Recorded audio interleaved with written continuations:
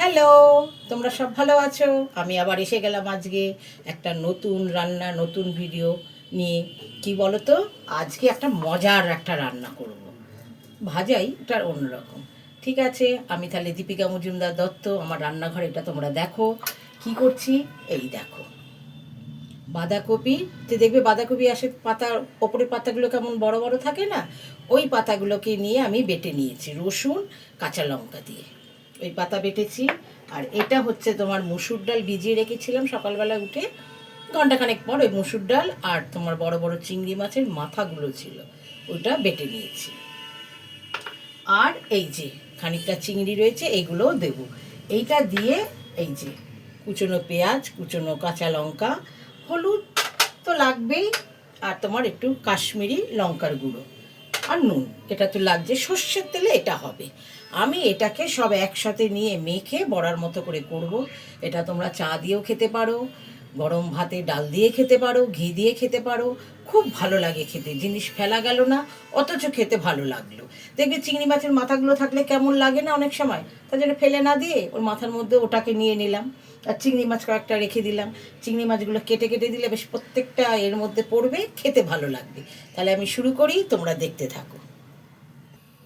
এই যে এটা আমি এটার মধ্যে নিচ্ছি, বোলটার মধ্যে নিচ্ছি।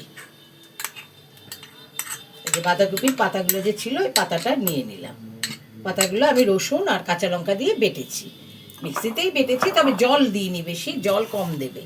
হ্যাঁ, এটা নিলাম। আর এই যে মুসুর ডাল, ভেজানো মুসুর ডাল আর চিংড়ি মাছের মাথা, এটাও নিয়ে নিলাম। কোনো কিছুই ফেলা যায় না যদি ঠিকভাবে নুন তেল মশলা দিয়ে রান্না করা যায়, ঝাল, এতে কোনো কিছুই ফেলা যায় না, বরং উল্টে খেতে ভালো লাগে। আর এর মধ্যে নিয়ে নিলাম এই যে পেঁয়াজ কুচনো, সামান্য হলুদ, হলুদ ছাড়া রং আসবে না, তাই হলুদ তো নিতেই হবে। সামান্য হলুদ আর কাশ্মীরি লঙ্কার গুঁড়ো, কারণ এখানে আমি কাঁচা লঙ্কা দিয়েছি, যার জন্য ঝাল দেবো না। লঙ্কার গুঁড়োটা দিলাম রংটা সুন্দর আসবে বলে, গ্যাসটা কমিয়ে দিলাম, রংটা সুন্দর আসবে বলে। আর আন্দাজ মতো নুন, তুমি যত রান্নাই করো নুন না হলে ঠিক খেয়ে স্বাদ পাবে না, অতএব নুন তোমার দিতেই হবে, নুন ছাড়া রান্না হবেই না। এইবার এটাকে আমি মেখে নেব। তার আগে আমি কড়াইয়ে সর্ষের তেল দিয়ে নিই, এই রান্নাটা সর্ষের তেলে হবে।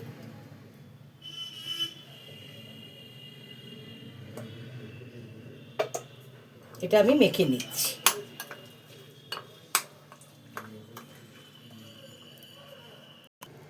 এই দেখো মাখা হয়ে গেছে আমার, সব মেখে নিয়েছি। এইবার এর মধ্যে এই যে চিংড়ি মাছগুলো ছিল, এইগুলোকে খানিকটা ছোট ছোট করে কেটে দিয়েছি। তাহলে কী হবে বলো তো, চিংড়ি মাছটা মুখে পড়বে, একটু একটু করে মুখে পড়বে, এরকম করে আমি কেটে নিচ্ছি। দেখো একটু ছোট ছোট করে কেটে নিলাম। কেটে নিলে কি হবে, এই যে বড়াটা করেছি পুরো চিংড়ি মাছের গন্ধ পেতাম, চিংড়ি মাছ বুঝতে পারতাম না, কিন্তু এটা বেশ মুখে পড়লে আরও ভালো লাগবে খেতে। কাঁচিটা দিয়ে আমি কেটে নিচ্ছি।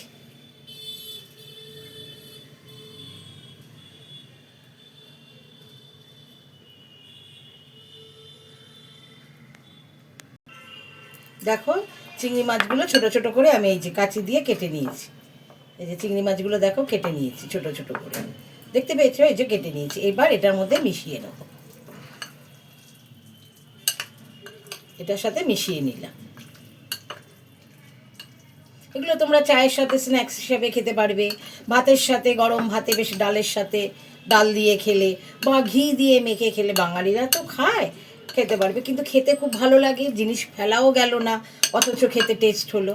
গ্যাসটা আমি নিভিয়ে দিয়েছিলাম, আবার গ্যাসটা আমি একটু জ্বালিয়ে নিলাম, অন করে দিলাম। এই যে গ্যাস জ্বালিয়ে নিয়েছি, তেলও আমার গরম হয়ে গেছে।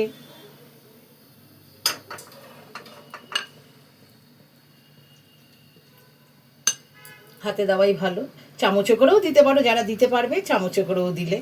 এইবার আমি এই যে দেখো গ্যাসটা আমি জ্বালিয়ে দিয়েছি, গ্যাসের মধ্যে আমি কড়া বসিয়ে দিয়েছি, কড়াইয়ে তেলও গরম হয়ে গেছে। এবার আমি এক এক করে ভাজাগুলো দিতে লাগবো। একটা একটা করে চিংড়ি মাছগুলো ধরে বেশ দিচ্ছি, তাহলে বেশ চিংড়ি মাছটা প্রত্যেকেরই মুখে পড়বে। এই দেখো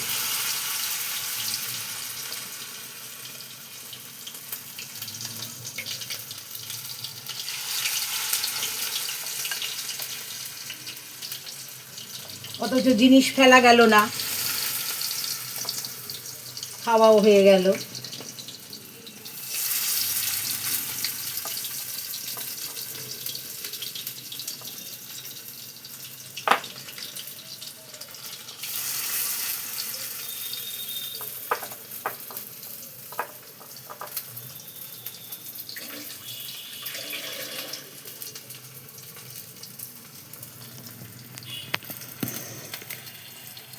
এবার ভালো করে দেখতে পাবে, দেখো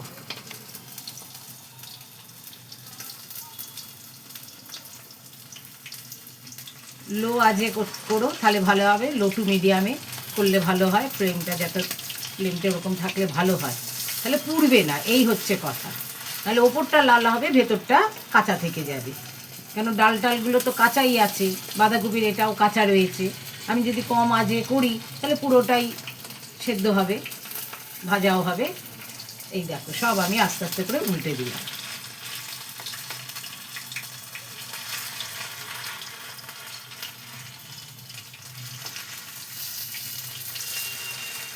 বেশিক্ষণ লাগে না, একটু সময় ধরে করলে বেশিক্ষণ লাগে না। আর এখন তো আমরা শিলনোড়াতে বাটি না, সাধারণত আমরা মিক্সিতেই বাটি, যার জন্য আমাদের এগুলো করতে কোনো ঝামেলা নেই, দিব্যি হয়ে যায়। এই দেখো দেখেছো কেমন ভাজা হয়ে গেছে, এই যে উল্টে দিচ্ছি, দেখো সব ভাজা হয়ে গেছে। একদম একটু ধৈর্য ধরে ভাজতে হবে, এই হচ্ছে কথা, কম আজে একটু ধৈর্য ধরে ভাজলেই হয়ে যাবে। দেখো প্রত্যেকটা ভাজা হয়ে গেছে, বেশ মুচমুচে হয়েছে। এই যে দেখো সব লাল লাল কড়কড়া হয়েছে। তোমরা এরকম করে করো, সত্যি ভালো লাগবে। তাহলে কটা নামিয়ে তোমাদের দেখাই।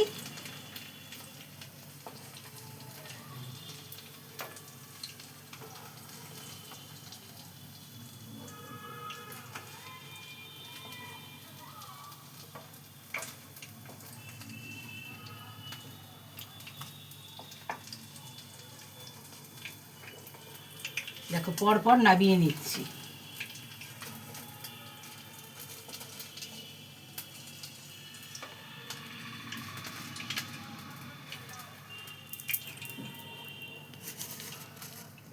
এই দেখো দেখেছো আমার এই ভাজাটায় কড়াইটা, আবার আরও যেগুলো আছে সেগুলো করব। এরকম এই যে বাঁধাকপি যে এনেছিলাম, এই যে বাঁধাকপির ওপরে যে পাতাগুলো থাকে সেইগুলো ফেলা গেল না, অথচ রান্না হয়ে গেল, খেতে ভালো লাগলো। তোমরাও এভাবে করো, করে খেও। বাঁধাকপি দিয়ে তো মাছের মাথা খাও, বা নিরামিষ খাও, বা চিংড়ি মাছ দিয়ে খাও। একবার এরকম ওপরের পাতাগুলো তো আমরা ফেলে দিয়েই কাটি, ফেললে না, অথচ ওইটা দিয়ে এরকম করে করে খাও। যদি চিংড়ি মাছ থাকে খুব ভালো, যদি নাও থাকে তাহলে মুসুর ডাল বেটে এরকম পেঁয়াজ কুচিয়ে নিয়ে বাঁধাকপির পাতাগুলো বেটে করতে পারো। যারা পেঁয়াজ খাও না, পেঁয়াজ বাদ দিয়ে দেবে, কালো জিরে দিয়ে মেখে, তখন হলুদ, শুকনো লঙ্কার গুঁড়ো, কাঁচা লঙ্কা দিয়ে মুসুর ডাল দিলে, মুসুর ডাল যদি নিরামিষ যারা খাও তারা মুসুর ডালের বদলে মটর ডাল দেবে, পেঁয়াজ বাদ দিয়ে দেবে। আমি যেভাবে করলাম সেভাবে করো। সবসময় তো, অনেক সময় তো অনেকে বাঁধাকপির পাতা বাটা খাও, যেটা এখন ফেসবুকে ভর্তা বলে, আমরা ছোট থেকে বাটাই বলে এসেছি। খেলে একবার এরকম করে খেয়ে দেখো না, নতুনত্ব খাবার খেয়ে তোমরা বলো কেমন খেলে। আমিও শুনে খুশি, তোমরাও খেয়ে দিল খুশ করবে, আনন্দ পাবে। তাহলে আমি রাখি, বাই, টেক কেয়ার।